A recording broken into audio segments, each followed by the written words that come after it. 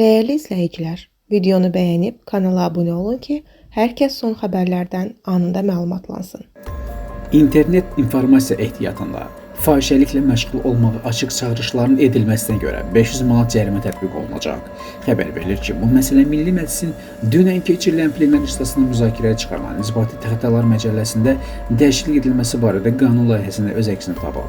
Layihəyə əsasən, internet informasiya ehtiyatından və ya informasiya telekommunikasiya şəbəkəsindən istifadə etməklə fahişəliklə məşğul olmağa açıq çağırışların edilməsinə və ya kütləvi nümayiş etdirilməklə fahişəliklə məşğul olmaqla bağlı sövdələşməyə görə 500 manat məbləğində cərimə ediləcək. Qanun layihəsi müzakirələrdən sonra səsə qoyularaq birinci oxunuşda qəbul edilib.